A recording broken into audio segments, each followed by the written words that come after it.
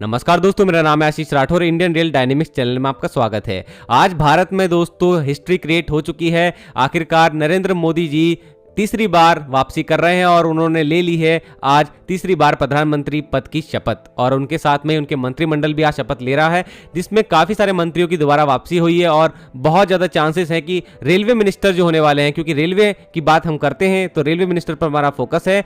अश्विनी वैष्णव जी ही, जो कि एक टेक्नोक्रेट भी हैं, जिनका होना ज़रूरी भी है भारतीय रेलवे के लिए, वही हो सकते हैं कि दोबारा रेलवे डिपार्टमेंट उनके पास पहुंचे। तो कल तक शायद क्लियर हो जाएगा कि वो रेल मंत्री बन रहे हैं और इसकी चांसेस काफ़ी ज़्यादा हैं। तो यहाँ पर आप लोगों को क्या कहना है इस बात पर जरूर से कमेंट सेक्शन में बताना।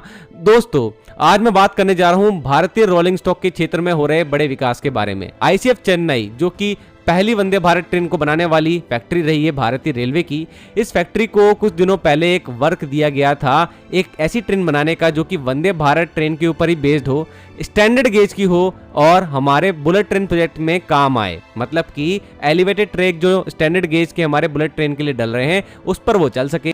तो इस पर काम और तेज हो चुका है। अभी अभी आईसीएफ की तरफ से ऑफिशियल्स की जानकारी आई है कि उन लोगों को अभी पिछले वीक में ही 2 ऐसी हाई स्पीड 250 kmph तक मैक्सिमम जाने वाली ट्रेन बनाने के ऑर्डर इशू हुए हैं।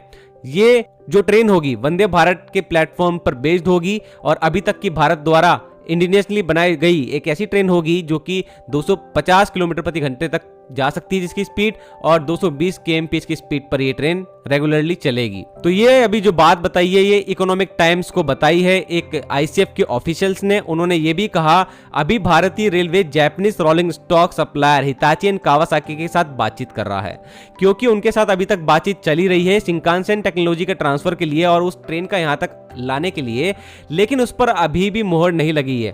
तो दोस्तों, अभी तक हम जो भी बातें कर रहे थे ना कि हमारी भारत की बुलेट ट्रेन ऐसी होगी, वो सारी बातें चल तो रही थी, लेकिन अभी तक फैसला नहीं हो पाया है रोलिंग स्टॉक के ऊपर कि Japanese company rolling stock provide करेगी कि नहीं करेगी। लेकिन यहां पर एक बात और बताई गई कि अभी भारतीय रेलवे जिस बुलेट ट्रेन प्रोजेक्ट को अभी तैयार कर रहा है मुंबई और अहमदाबाद के बीच में, इस प्रोजेक्ट की फंडिंग जो है वो जापानीज इंटरनेशनल कॉर्पोरेशन एजेंसी द्वारा की जा रही है, जो कि जायका के नाम से जानी जाती है।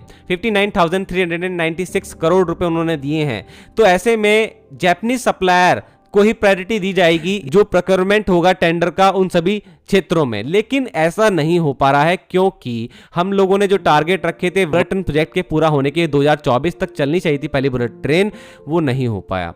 लैंड एक्विजिशन में बहुत बड़ी प्रॉब्लम आई। पॉलिटिकल पार्टीज के आपस में जो बातें मैच नहीं कर रही थी और लैंड एक्विजिशन में बहुत दिक्कतें पैदा करी थी महाराष्ट्र की पहली सरकार ने। उसके बाद जब दोनों सरकारें एक जैसी हुई सेंटर में और स्टेट में, तब जाकर के सारा काम हुआ है। क्या हुआ है कि बुलेट ट्रेन जो कि 10 कोचेस की होने जा रही थी, जो कि जापानीज कंपनी हमको दी थी, 2018 तक उसकी जो एस्टिमेटेड कॉस्ट थी वो 389 करोड़ रुपए होने वाली थी एक ट्रेन की। अब बढ़कर के वो 2023 में हो चुकी है 460 करोड़ और अब 2024 चल रहा है और अभी भी इसकी कॉस्ट लगातार बढ़ रही है, क्योंकि कमोडिटी प्राइसेस भी बहुत बड़े हैं और जो हम लोगों ने एक बहुत ही बड़ा रिसेशन भी देखा पूरे वर्ल्ड में, उस बीच में बहुत सारी चीजों के प्राइसेस लगातार बढ़े, तो ट्रेन के प्राइस भी इसलिए बढ़ गए।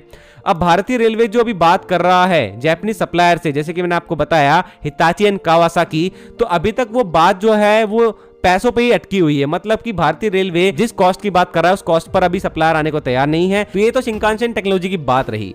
अभी हम लोग क्या कर सकते हैं, देखिए 2026 तक हम लोगों को एक छोटा सा सेक्शन ही सही, लेकिन हाँ बुलेट ट्रेन का सेक्शन वो खोलना है। हमारे पास ऐसे में रोलिंग स्टॉक की कमी है, मतलब ट्रेन तो होनी चाहिए ना चलाने के लिए।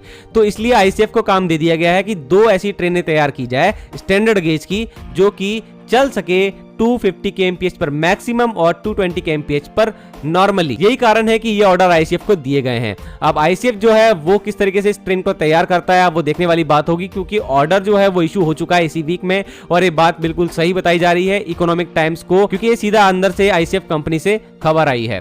तो आई होप दोस्तों कि हम लोग इस ट्रेन को तैयार करें और हम भी देखना चाहेंगे किस तरीके की एक नई ट्रेन तैयार करता है आईसीएफ। इससे आगे का एक रास्ता खुल जाएगा कि हमारी जो रोलिंग स्टॉक कंपनीज हैं वो कितना पोटेंशियल रखती हैं इस तरीके की ट्रेन को बनाने में, और उनके लिए भी एक अच्छा पायलट प्रोजेक्ट होगा जिससे कि वो भी अपनी कैपेबिलिटीज को चेक कर सकेंगे कि क्या वो कर सकते हैं। तो आप लोगों की क्या राय है इस बारे में जरूर से कमेंट सेक्शन में बताना। आज के लिए इतना ही। वंदे मातरम, भारत माता की जय।